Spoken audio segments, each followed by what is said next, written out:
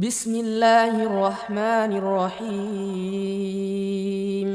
اللہ کے نبی جناب محمد رسول اللہ صلی اللہ علیہ وسلم کا یہ ایک فرمان ملاحظہ فرمائیے۔ اللہ کے نبی صلی اللہ علیہ وسلم فرماتے ہیں کہ ان امتکم هذه جعل عافیتها فی اولها۔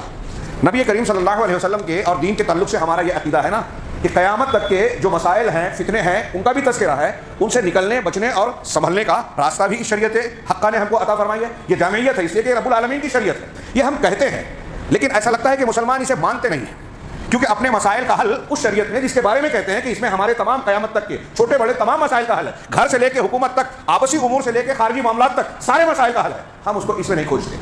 تو معاملات پیش آتے ہیں تو ہم سیاسی حل کی بات کرتے ہیں، تعلیمی ڈگریوں کی چرچا کرتے ہیں، مسلمانوں کے معاشی استحکام کی بات کرتے ہیں، اور فلاں ایک دوسرے کو الزام دیتے ہیں کہ وہ جماعت کی وجہ سے ہے، وہ فلاں کی وجہ سے ہے، عوام کہتے ہیں علماء کی وجہ سے ہے، علماء کہتے ہیں لوگ ہمارا ساتھ نہیں دیتے، اجتماعیت نہیں ہے، بیت المال نہیں ہے، فلاں اور فلاں نہیں ہے۔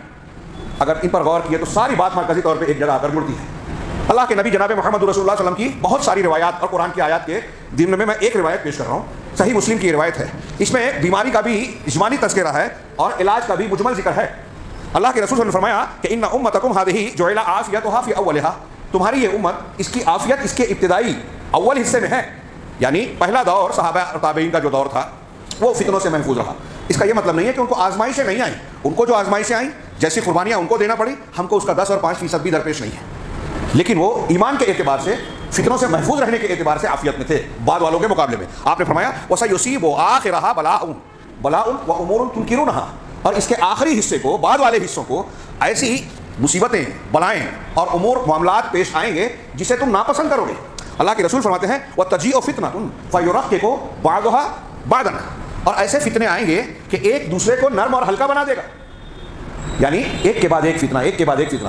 یہ مضمون آپ کو مختلف روایتوں میں مختلف انداز میں ملے گا۔ صحیح مسلم ہی کی ایک دوسری حدیث ہے کہ اللہ نے کہا کہ اعمال میں تم جلد کرو، اس سے پہلے کہ تمہارے پاس ایسے فتنوں کا سلسلہ شروع ہو جائے جو رات کی تاریکی کے ایک حصوں کی طرح ہے، کہ رات کا ایک حصہ آیا، اس کے بعد والا اس سے تاریک، اس کے بعد والا اس سے تاریک، ایسے ہی فتنے یک بعد دیگرے آئیں گے۔ اور بعد انہی روایتوں میں ہے کہ فتنے اس طرح سے یک بعد دیگرے آئیں گے جیسے کوئی ہار، موتیوں کا ہار، اسے توڑ دیا جائے اور اس کے نگینے جو ہیں یک بعد دیگرے گرتے چلے جائیں، ایسے ہی فتنے آتے جائیں گے۔ اور اس حدیثوں میں کہا گیا یصبح الرجل مؤمنا ویمسی کافرا ویمسی مؤمنا فیصبح کافرا، کہ صبح میں آدمی مسلمان ہوگا، شام میں کافر، شام میں مسلمان، صبح کافر۔ یبیع الرجل دینہ بعرض من الدنیا، آدمی اپنے دین کو دنیا کے معمولی سامان کے عوض بیچے گا، اپنا ضمیر بیچے گا، ایمان بیچے گا۔ عوامی نہیں، ہم خواص کو دیکھ رہے ہیں کہ کہاں کہاں کون جا کر جھکتا ہے، بکتا ہے، اور قوم کے مفادات کو اپنے ذاتی مفاد کی بنیاد پر ترجیح دیتا ہے۔ اگر نگاہ بصیرت ہے تو بہت سے لوگ دیکھتے ہیں، بہت سے لوگ نہ دیکھ سکے۔ یہ ان روایتوں کی روشنی میں اب اس روایت پر بھی نظر ڈالیے۔ اللہ کے نبی صلی اللہ علیہ وسلم نے فرمایا کہ ایسے امور اور بلائیں آئے گی اس آخری حصے میں کہ تم اس کو ناپسند کرو گے، انکار کرو گے، اور فتنوں کا یہ سلسلہ ہوگا کہ یرقِّقُ بَعْضُهَا بَعْضًا، بعض فتنے ایک فتنہ دوسرے فتنے کو نرم کر دے گا۔ یعنی آپ کہیں گے کہ یہ بہت بڑا مسئلہ ہے، مصیبت ہے، پریشانی ہے، دوسرا اس سے بڑا آئے گا تو یہ پہلے والا اس سے چھوٹا دکھائی دینے لگے گا۔ یہ مطلب ہے اس جملے کا۔ آگے اللہ کا رسول فرمایا وَتَجِيءُ الْفِتْنَةُ فَيَقُولُ الْمُؤْمِنُ، ایک فتنہ آئے گا اور مسلمان مومن بندہ کہے گا هَذِهِ مَهْلَكَتِي، یہ میری بربادی ہے، یہ تو مجھے تباہ کر دینے والی ہے، ہلاکت میں ڈال دینے والی اور بربادی کا سامان ہے میرے لیے۔ ایک مصیبت آئے گی، فتنہ آئے گا، آدمی کہے گا کہ اس سے میں برباد ہو جاؤں گا۔ ثم تنکشف، پھر وہ فتنے کی وہ جو چھائی ہوئی چادر ہوگی، اندھیاری ہوگی، وہ چھٹ جائے گی، وہ فتنہ ہٹ جائے گا، چھٹ جائے گا۔ وتجیء الفتنہ، پھر دوسرا فتنہ آئے گا، فیقول المؤمن، تو مومن کہے گا هذه، ارے یہ تو یہ ایسا ہے، یہ ایسا ہے، اب یہ تو اور اس سے بڑی مصیبت ہے، یہ تو اور ہلاک کر دینے والی، ہلاکت میں ڈالنے والی چیز ہے۔ یہ کے بعد دیگرے فتنے آتے رہیں گے، اور ایک فتنہ جو آئے گا بہت بڑا معلوم ہوگا، اس کے بعد والا اس سے بڑا۔ دیکھیے مسجد ٹوٹی، لوگوں نے سمجھا کہ معاملہ ختم ہو جائے گا، مندر بن گیا، کہا اب راحت مل جائے گی، لیکن ان لوگوں کی بات صحیح نکلی جو کہہ رہے تھے کہ بابری مسجد والا معاملہ علامتی معاملہ ہے، یہاں یہ معاملہ گیا، سینکڑوں اور ہزاروں کے دعوے ہوں گے اور مسائل بڑھتے جائیں گے، سنگین سے سنگین تر ہوں گے۔ آج وہ دکھائی دے رہا ہے، ان لوگوں کا خیال صحیح ہوتا دکھائی دے رہا ہے۔ اب اس کے کیا عناصر ہیں، اس کے اندر میں کیا مقاصد ہیں، یہ سب تجزیہ کرتے رہیں آپ، لیکن یہ تو ہو رہا ہے، اور صرف ہندوستان میں، پوری دنیا میں مسلمانوں کا حال ایسا ہی بنا ہوا ہے۔ اور ہم یہاں بیٹھے بیٹھے جو اپنے گھر کا مسئلہ حل نہیں کر پاتے، اپنے بے نمازی بھائی کو نمازی نہیں بنا پاتے، وہ کہتے ہیں سعودی عرب کو یہ کرنا چاہیے تھا، مسلم حکمرانوں کو یہ کرنا چاہیے، اور فلاں کو یہ کرنا چاہیے۔ ہر شخص الگ الگ رائے دیتا ہے، یہاں جماعت والوں کو کوئی سنتا نہیں ہے، اور آپ کی بات حکومت مانے کی سوشل میڈیا پہ ڈال رہے ہیں، صفحات کے صفحات کالے کر رہے ہیں، مزاج بنا دیا جمہوریت اور جدید دور کی خارجیت نے۔ یہ کسی کی کچھ سننا نہیں ہے، نظام ہے ہی نہیں، اور ہم قرآن حدیث سے یہ حل راستے تلاش ہی نہیں کرتے۔ یہ فتنوں کا دور ہے، ایک کے بعد ایک سے بڑھ کر ایک۔ ہمارے گھروں میں فتنے ہیں، بال بچے فتنوں میں مبتلا ہیں۔ میں نے ابھی ذکر کیا آپ حضرات سے، اجمالی طور سے دونوں ذکر کیا، لیکن توجہ دلانا چاہتا ہوں کہ ایک فتنے کا تعلق ان چیزوں سے ہے جو ہماری دنیاوی امور اور مادی دنیا سے تعلق رکھتے ہیں۔ ہمارے گھر بلڈوزر سے چلا گیا، بہت بڑا نقصان ہے۔ ایک آدمی متوسط طبقہ بھی بڑی مشکل سے آج گھر بناتا ہے، غریب کی اور زیادہ سنگین غریب کا اور سنگین معاملہ ہوتا ہے. تو امیر کا بھی کوئی چھوٹا معاملہ نہیں ہوتا. گھر پہ بلڈوزر چلا گیا، ایک فتنہ ہم اس کو سمجھ رہے ہیں.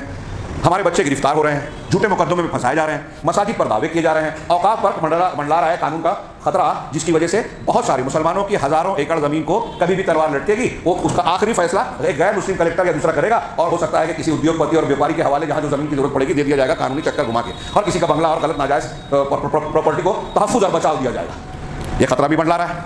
یہ سارے خطرات ہم دیکھ رہے ہیں. ہمارے نزدیک اس پر زیادہ چرچا ہوتی ہے اخبارات میں، گفتگو میں، اور خوف و خطرے کے طور پر فساد ہو جائے گا، بگاڑ ہو جائے گا، پولیس ایکشن ہوگا، گرفتاری ہوگی. ہاں، گرفتاری میں بھی حالات کیسے ہو گئے ہیں. اب مسلمان بتدریج احتجاج کرنے کے لائق بھی نہیں رہے. ویسے بھی یہ جمہوری احتجاج سے کچھ ہوتا ہوا نہیں ہے، بولنے کی باتیں ہیں. کون سنتا ہے عوام؟ پوری دنیا میں غزہ کے مسلمانوں کے لیے یا مظلومین کے لیے جو ہے فریادیں کی گئی، چیخ چلاہٹ ہوئی، یہود نصارہ تک نے جو ہے جلوس نکالے، احتجاج کیے. کیا فرق پڑا؟ دکھاوے کی باتیں ہیں. جمہوریت کوئی چیز ہے ہی نہیں. جہاں ان کو لگتا ہے کہ اس سے ہمارا فائدہ ہے اتنا اختیار کرتے ہیں، ورنہ جہاں لگتا ہے کہ ہمارے مفادات کے راستے میں یہ راستے میں آ رہا ہے اسے طاق میں رکھ دیا جاتا ہے. اور حکمرانوں کا ٹولہ جو ہے وہ انتہائی مفاد پرست اتنا ہے کہ بے مروت، ہاں، اور درندگی کی انتہا تک پہنچنے والے لوگ ہیں جو دوسروں کو درندہ کہتے ہیں. حقوق انسانی کا علم بردار ٹھیکیدار آج دنیا دیکھ رہی ہے. فلسطین کے اتنے سب معاملات کے بعد مہذب دنیا مہذب کہلانے کے لائق نہیں ہے. حقیقی دہشت گردی کے جاپان میں ناگاساکی ہیروشیما پہ جتنا بم کا جتنا حصہ گرایا گیا تھا اس سے کئی گنا زیادہ ہو گیا غزہ میں. 23 لاکھ کی آبادی، اور اس کے باوجود یہ سفید پوش مہذب ہیں جن کے اوپر 2 جنگ عظیم کا سنگین جرم ہے، جس میں ہر ایک میں کروڑ، 1.5 کروڑ اور 3.5 کروڑ کی تعداد میں لوگ قتل کیے گئے. اللہ کے نبی صلی اللہ علیہ وسلم اور اسلام کی تاریخ کو جو ہے داغدار کہتے ہیں. کچھ واقعات کو اچھال کر، جنگوں کا، کربلا کا واقعہ، فلاں، یہ چھوٹے موٹے واقعات ہیں اسلامی تاریخ میں، کچھ علاقوں میں ہوئے ہیں. نبی کریم صلی اللہ علیہ وسلم کی حیات طیبہ کا مطالعہ کیجیے. آپ کی زندگی حیات مبارک میں جتنی جنگیں ہوئی ان میں ٹوٹل دونوں طرف کے مقتولین کی تعداد 1100 سے زیادہ نہیں ہے، 1000 سے کچھ اوپر ہے. ساری جنگوں میں مقتولین کی ٹوٹل تعداد، مجموعی تعداد. یہاں ایک فساد ہوتا ہے گجرات کا تو کئی ہزار، آفیشیل 1000 سے اوپر ہے اور ان آفیشیل اور زیادہ ہے.